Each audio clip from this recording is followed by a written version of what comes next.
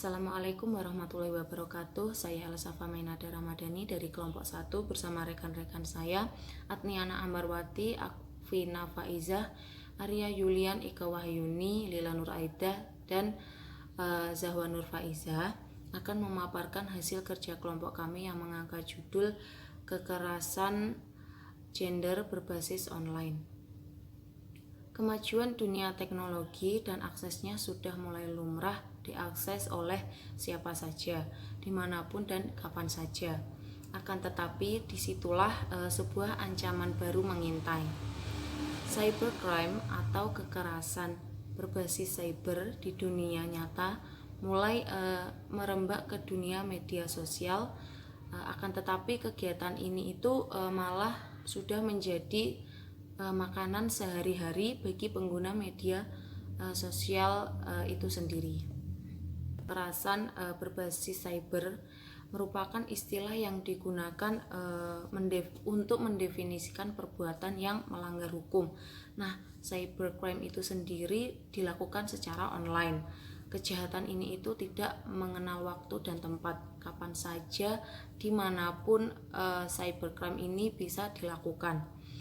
Nah, cybercrime itu tindakan yang ilegal yang dilakukan melalui instrumen jaringan komputer dan internet untuk mendapatkan keuntungan maupun untuk merugikan orang lain. Salah satu bentuk dari cybercrime atau kekerasan berbasis cyber yaitu kekerasan berbasis gender. Itu berdasarkan Komisioner Tinggi Persatuan Bangsa-Bangsa untuk Pengungsi atau UNCHR, kekerasan berbasis gender merupakan kekerasan langsung pada seseorang yang didasarkan pada gendernya. Merujuk catatan tahunan Komnas Perempuan tahun 2020 mencatat adanya kekerasan terhadap gender jenis baru, yaitu kekerasan gender berbasis cyber atau online. Kasus kekerasan ini itu terus meningkat selama 6 tahun terakhir. Peningkatannya itu sebesar 300%.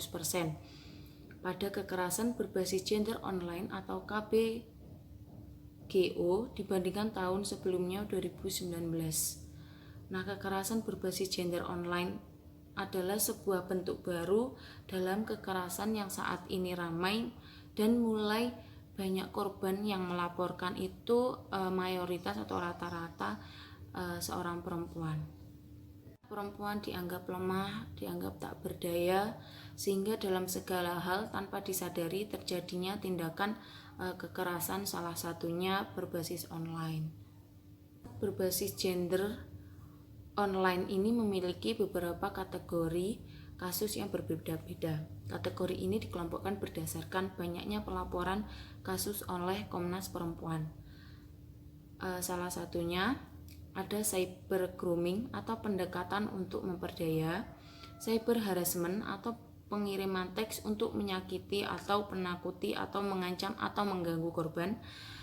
Selanjutnya ada hacking atau peretasan, ada illegal content atau konten ilegal, ada infringement of privacy atau pelanggaran privasi, malicious distribution atau ancaman distribusi foto dan video pribadi, dan ada online defamation atau penghinaan atau pencemaran nama baik dan rekrutmen online. Kekerasan merujuk pada tindakan berupa serangan, perusakan, penghancuran terhadap diri atau fisik seseorang maupun milik atau sesuatu yang secara potensial menjadi milik orang lain. Itu dalam disengaja maupun tidak disengaja. Yang selanjutnya yaitu metode penelitian. Metode yang kami gunakan ini yaitu metode sistematika review dengan melakukan identifikasi terhadap artikel-artikel yang sudah dipublikasikan. Kemudian kami memilih 10 artikel yang relevan dan difokuskan terhadap tema yang kami cari yaitu kekerasan berbasis gender online.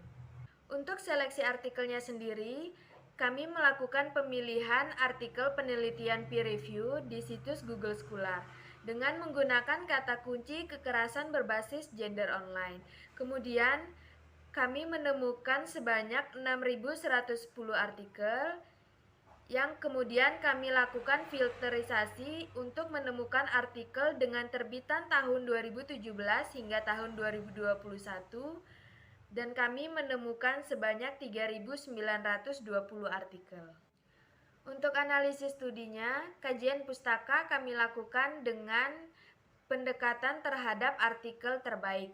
10 artikel yang kami pilih ini sudah sesuai dengan tema yang kami cari. Untuk kategorisasi artikel, setiap artikel yang kami pilih ini ditinjau berdasarkan kesesuaiannya terhadap tema yang kami ambil dan memastikan bahwa setiap artikel berpotensi untuk dimasukkan ke dalam lebih dari satu temuan atau bahkan lebih banyak.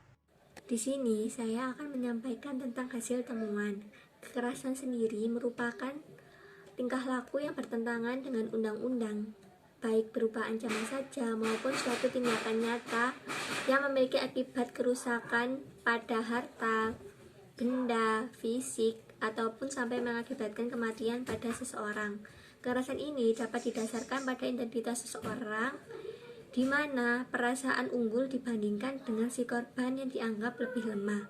Dalam budaya patriarki yang berkembang, gender ini dijadikan identitas sosial yang membuat seseorang dapat mengalami kekerasan. Budaya patriarki itu memunculkan konsep di mana laki-laki mendominasi perempuan itu dianggap wajar.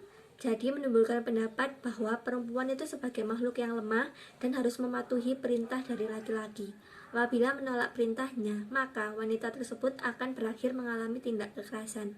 Nah, hal itulah yang dapat dikatakan sebagai kekerasan berbasis gender. Pada tahun 1992, di sidang kedua Komite Penghapusan Diskriminasi Terhadap Perempuan atau CEDAW melahirkan rekomendasi umum nomor 19 yang menyatakan bahwa kekerasan berbasis gender adalah bentuk diskriminasi yang merupakan masalah bagi kemampuan wanita untuk menikmati hak dan kebebasannya atas dasar persamaan hak dengan pria. Kekerasan berbasis gender itu memberi penekanan khusus pada faktor mendorong adanya kekerasan terhadap wanita, yaitu ketidaksamaan derajat gender. Kekerasan berbasis gender itu juga bisa terjadi pada laki-laki, tetapi kasusnya sangat sedikit. Misalnya kasus di mana pria menjadi korban pemerkosaan. Saat ini kekerasan gender itu tidak terjadi pada satu kehidupan saja, itu sekarang ini sudah berkembang sampai di seluruh bidang kehidupan. Dulu kan hanya di bidang rumah tangga saja, tetapi sekarang dalam masyarakat pun juga bisa. Seperti kekerasan yang terjadi dalam dunia nyata, kekerasan berbasis gender online ini juga dapat menimbulkan dampak yang tentunya akan berefek pada kehidupan si korban.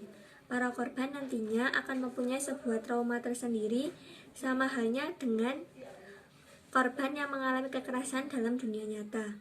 Akibat yang dialaminya itu juga berbagai macam, seperti misal pada psikologisnya, dia akan menjadi orang yang lebih murung, suka menyendiri, kemudian dia menjadi orang yang pendiam, gampang ketakutan. Terus kalau dalam bidang sosial ekonominya, dia juga bisa dikucilkan oleh orang lain. Terus habis itu dia juga bisa kehilangan pekerjaannya. Jadi kalau kehilangan pekerjaannya itu dia tidak memiliki kesempatan untuk maju dalam perekonomian. Sedangkan dalam dampak fisiknya itu bisa berupa bekas luka ataupun sampai paling parah pada kematian. Sampai saat ini dalam penanganan kasus ini tuh belum maksimal karena belum adanya perlindungan hukum yang kuat untuk melindungi si korban secara penuh. Padahal kasus ini tuh sangat berdampak pada kehidupan selanjutnya yang akan dijalani oleh korban. Upaya penanggulangan kekerasan berbasis gender di sosial media ini ada dua, yaitu yang pertama adalah kebijakan penal, dan yang kedua ada kebijakan non-penal. Kebijakan penal sendiri itu dijalankan dengan melakukan sistem peradilan pidana berkeadilan gender dan pembaruan terhadap hukum. Itu harus melibatkan korban secara aktif dalam penanganan perkara. Jadi korban ini itu nantinya diposisikan sebagai subjek, di mana itu berhak didengarkan keterangannya, mendapatkan informasi atas upaya hukum yang sedang berjalan, dipertimbangkan keadilannya, dan dipulihkan kondisinya. Dan kalau kebijakan penal itu dikeluarkan karena sekarang kekerasan itu tidak hanya di kehidupan nyata tapi juga di media sosial. Apa yang dapat dilakukan itu dengan meningkatkan pengetahuan tentang kekerasan terhadap gender di media sosial melalui gerakan kampanye dan memberikan akses layanan pengaduan dan pelaporan atau hotline tentang masalah ini yang mudah diakses oleh siapapun. kasih. Selanjutnya saya akan membacakan tentang penemuan tabel-tabel hasil dari kekerasan gender online. Yang pertama ada temuan dari penulis Jihandisia Cahyani Pramaswari yang menggunakan metode yuridis normatif dengan penggunaan teknik studi kepustakaan. Di sini kekerasan berbasis gender di media sosial telah diakibatkan oleh adanya ketimpangan relasi antar gender yang cenderung terjadi terhadap perempuan. Jadi terdapat beberapa bentuk kasus yang terjadi media sosial yang seperti pelecehan secara online dan pendekatan untuk memperdaya dan lain-lain sebagainya, seperti penipuan.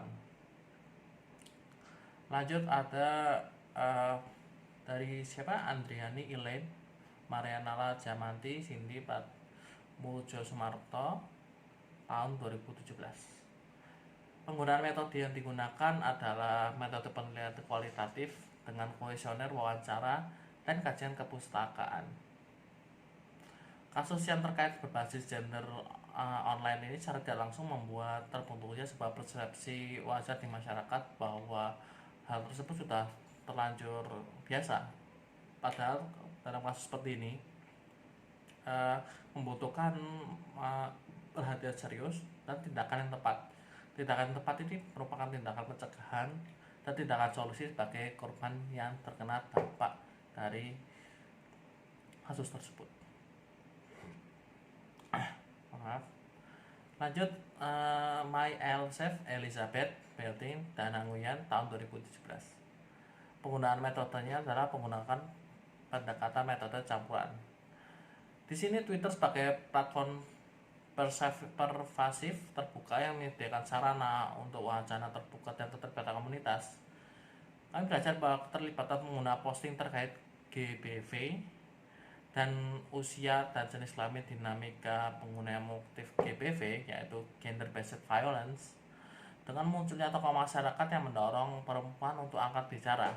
Nah, kami mengamati pengalaman campuran unik dari laporan diri non-anonim, cerita penyerangan dan komunitas online yang mendukung sekitar korban. Nah, di sini hasilnya dapat terlihat bahwa dapat ada hal yang terbantu atau penggunaan dari sosial media tersebut. Hal yang dapat dilakukan secara nyata untuk menghentikan kasus kekerasan berbasis gender online dengan melihat tingginya penggunaan internet. Semakin banyak warga menggunakan internet, semakin banyak juga kewajiban kita untuk menjaganya. Di sini semakin perlu untuk mensosialisasikan ke masyarakat tentang keamanan digital dan perlindungan privasi mereka. Pemerintah juga harus memprioritaskan untuk membuat instrumen hukum yang melindungi para pengguna media sosial, khususnya perempuan yang sering mengalami adanya kekerasan gender online.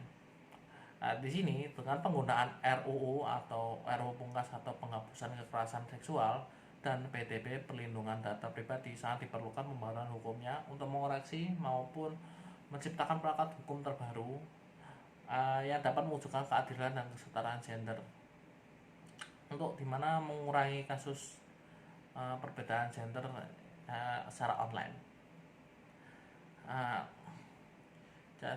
Tidak lupa kita juga harus semakin bijaksana dalam menggunakan internet. Jagalah tangan kita agar kita tidak melakukan kerusakan secara tidak sengaja ataupun disengaja, karena tangan kita dapat mengetikkan banyak hal yang mungkin berguna maupun yang mungkin membuat sakit orang lain, yang dimana akan sedikit demi sedikit itu akan menyerempet ke kekerasan basis gender online. Kita akan tidak melakukan. Terima kasih. Selanjutnya yaitu discussion tentang kekerasan gender berbasis online. Kekerasan merupakan tingkah laku yang bertentangan dengan undang-undang, baik berupa ancaman maupun berupa tindakan nyata, dan memiliki akibat-akibat kerusakan terhadap harta benda ataupun fisik, dan juga bisa mengakibatkan melayangnya nyawa seseorang. Kekerasan dapat didasarkan atas identitas sosial yang melekat pada diri seseorang. Nah, hal ini dikarenakan adanya perasaan unggul dibandingkan dengan korban yang dianggap lebih lemah dan tidak berdaya. Di tengah budaya patriarki, gender menjadi identitas sosial yang membuat seseorang mengalami kekerasan. Gender itu berbeda dengan jenis kelamin. Jenis kelamin itu merujuk pada perbedaan biologis laki-laki dan perempuan yang berkaitan dengan alat dan fungsi reproduksinya. Sedangkan gender itu merujuk pada atribusi peran yang dikonstruksikan secara sosial dan kultural. Budaya patriarki itu memunculkan adanya konsep di mana dominasi laki-laki terhadap perempuan itu adalah hal yang wajar. Hal ini menimbulkan narasi bahwa perempuan sebagai makhluk sosial yang lebih inferior dan harus mematuhi perintah laki-laki. Nah, apabila menolak, maka akan berakhir dengan mengalami tindak kekerasan. Hal inilah yang disebut dengan kekerasan berbasis gender. Kekerasan berbasis gender itu didefinisikan sebagai kekerasan yang mencerminkan asimetri yang ada dalam hubungan kekuasaan antara laki-laki dan perempuan dan yang mempertahankan subordinasi dan devaluasi perempuan sebagai lawan laki-laki. Kekerasan ini ada dalam kerangka patriarki sebagai sistem simbolik yang melahirkan serangkaian praktik sehari-hari yang dapat menyangkal hak-hak perempuan dan memproduksi ketidakseimbangan serta ketidaksetaraan yang ada di antara kedua jenis kelamin. Berkembangnya penggunaan internet dan media sosial itu membuka peluang baru untuk munculnya kekerasan berbasis gender di media sosial. Kekerasan berbasis gender merupakan salah satu dari sekian banyak kejahatan yang baru yang terjadi karena adanya media baru yang menyebabkan terjadinya tindak kejahatan. Media baru sebagai platform terjadinya kejahatan itu membuat adanya interaksi sosial. Hubungan ini membuka peluang pelaku bertindak dengan modus seseorang atau kelompok untuk melakukan tindakan kekerasan dan karakteristik tindakan yang beragam. Cybercrime adalah tindakan ilegal yang dilakukan melalui instrumen jaringan komputer dan internet untuk mendapatkan keuntungan maupun untuk menimbulkan kerugian dari orang lain. Kekerasan berbasis cybercrime pada awalnya itu muncul pada tahun 1988 di mana pelaku menciptakan sebuah virus dan mengakibatkan komputer itu mati. Sehingga perkembangannya kekerasan berbasis cyber tidak hanya sebatas kejahatan hacking, carding, cracking, tetapi juga berkembang menjadi kejahatan kekerasan berbasis gender yang dilakukan melalui dunia maya. Assalamualaikum warahmatullahi wabarakatuh. Saya Ika Wahyuni Maulita. Saya ingin melanjutkan materi yang telah disampaikan Atiana pada bab discussion. Nah, di sini saya akan menjelaskan mengenai berbagai bentuk kekerasan yang pernah dialami oleh wanita dalam media sosial. Dalam bermedia sosial, kita disuruh aktif dan bijak. Karena dengan apa? Karena hal tersebut dapat memicu berbagai macam faktor permasalahan timur seperti saat ini. Umumnya, kekerasan seksual yang terjadi di media sosial itu banyak dipengaruhi oleh beberapa faktor, yang mana kekerasan tersebut dapat dicontohkan sebagai kekerasan menggunakan bahasa atau teks, dan lanjut pada kekerasan visual serta kekerasan pada dokumen. Hal ini berkaitan dengan laporan dari Komnas Anti Kekerasan Terhadap Wanita atau Perempuan, di mana media tersebut melakukan peliputan pada korban kekerasan seksual yang mana tidak berpihak pada korban, malah cenderung mengukuhkan stereotip serta menghakimi korban. Nah, dari situ kita menyimpulkan bahwa perempuan selalu berhubungan langsung dengan digunakan sebagai objek pornografi serta porno aksi, sehingga mengakibatkan perempuan tersebut merasa tidak aman untuk menggunakan teknologi. Belum lagi kita diserang dari beberapa komentar dari warganet atau netizen yang dapat menjadikan beban psikis bagi korban atau beban moral tersendiri bagi korban. Nah, fakta tersebut memberikan berita atau memberikan isyarat kepada kita sebagai seorang netizen juga, yang mana kasus kekerasan dan pelecehan terhadap perempuan yang cenderung kurang akomodasi serta eksistensi bagi kaum perempuan. Karena kekerasan pada perempuan ini umumnya merujuk pada segala bentuk informasi yang dimuat dalam media online menggunakan kata-kata atau gambar yang merugikan, melecehkan harkat martabat, serta membuat beban psikis bagi korban perempuannya. Berdasarkan kajian tersebut, maka dapat dikatakan bahwa media online sebenarnya telah turut mengkonstruksi ketidaksetaraan gender dalam masyarakat, yang mana ditunjukkan melalui pemberitaan media online yang tak saja memarginalkan kaum perempuan dalam pemberitaannya, tetapi terkesan merendahkan harkat dan martabat perempuan sebagai makhluk ciptaan Tuhan. Artinya media online dalam konteks ini menempatkan posisinya sebagai salah satu agen yang turut serta dalam menyudutkan perempuan sebagai manusia dengan derajat yang sama dengan kaum laki-laki. Sebagai pengenalan, konstruksi sosial yang mendefinisikan realitas media online dalam hal ini berarti telah membangun kesadaran palsu dalam masyarakat mengenai berbagai macam suatu tindak ketidakadilan yang berkenaan dengan kekerasan terhadap perempuan dalam masyarakat. Maka dari itu, fakta yang berkaitan erat dengan kuatnya dan dominan kuasa patriarki di masyarakat Indonesia, kultur ini juga umumnya merambat dari dunia jurnalistik sehingga menyebabkan praktek ketidaksengajaan gender dalam produk jurnalistik di Indonesia menjadi tak adil bagi gender perempuan. Oleh sebab itu, kita sebagai warganet atau netizen atau seseorang yang berselancar di dunia maya, khususnya media online yang sangat berpengaruh di era teknologi saat ini, kita harus berhati-hati karena komentar maupun caption-caption yang kita unggah di sosmed haruslah kita batasi, sebab tidak luput dari kesalahan karena juga kita takutnya akan memarginalkan kaum perempuan serta membuat beban psikis serta moral pada diri perempuan yang telah kita komentari, karena mereka juga mungkin dijebak atau mungkin juga mereka tidak mengerti, akhirnya mereka digunakan sebagai objek porno aksi, pornografi, serta disudutkan oleh masyarakat yang memarginalkan mereka. Padahal sebenarnya mereka itu adalah korban, tapi kita menyudutkan dia sebagai pelaku. Nah, bijak-bijaklah dalam bermedia sosial, pesan saya. Oke, terima kasih. Wassalamualaikum warahmatullahi wabarakatuh. Nah, jadi dari penelitian yang kita lakukan dan juga artikel yang telah kita buat, bisa ditarik kesimpulan bahwa perubahan globalisasi telah memasuki era 4.0. Nah, hal ini ditunjukkan dengan apa? Hal ini ditunjukkan dengan contohnya yaitu seperti majunya teknologi, seperti Android, komputer, dengan fitur-fitur dan juga fungsi-fungsi yang dimilikinya. Itu merupakan contoh dari perubahan zaman dan juga majunya teknologi.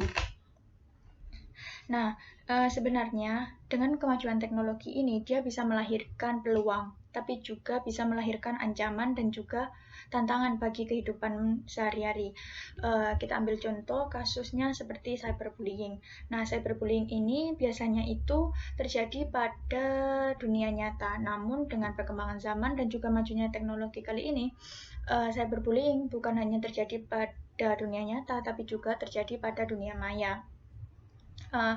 Seperti contoh kasus spesifiknya yaitu cybercrime. Jadi cybercrime ini merupakan suatu tindakan ilegal yang dilakukan melalui jaringan komputer. Nah, hal ini ditujukan untuk mengambil keuntungan dari orang lain, tapi juga mengakibatkan kerugian bagi orang lain. Nah, pada mulanya cybercrime ini muncul pada tahun 1988. Namun, akibat perkembangan zaman, cybercrime ini bukan hanya berobjek pada medianya, tapi juga berobjek pada manusianya itu sendiri. Seperti yang telah dijelaskan oleh Komnas Anti Kekerasan pada Perempuan, bahwa 6 bulan terakhir kali ini itu meningkatnya kekerasan berbasis online dengan objek sebagian besarnya adalah seorang perempuan. Nah, hal ini dilakukan dengan cara apa? Kekerasan berbasis online ini kebanyakan dilakukan dengan cara memposting tubuh atau video tubuh seorang perempuan. Tentu saja hal ini merupakan suatu tindakan yang sangat merendahkan harkat dan martabat perempuan sebagai makhluk ciptaan Tuhan. Nah, tentu dari contoh tadi itu sudah kita bisa ambil kesimpulan bahwa itu merupakan sebuah kekerasan online dengan ketidaksetaraan gender. Karena seperti yang kita ketahui, di dalam media sosial itu kebanyakan kasus-kasus atau kekerasan online yang terjadi itu berobjek pada perempuan. Seperti itu. Jadi, kesimpulannya adalah media online ini tentu saat ini sudah turut mengonstruksi kekerasan online yang merupakan ketidaksetaraan gender dalam masyarakat dan berbasis online seperti itu. Nah, sekian dari kelompok kami, kurang lebihnya saya mohon maaf. Wassalamualaikum warahmatullahi wabarakatuh. Terima kasih.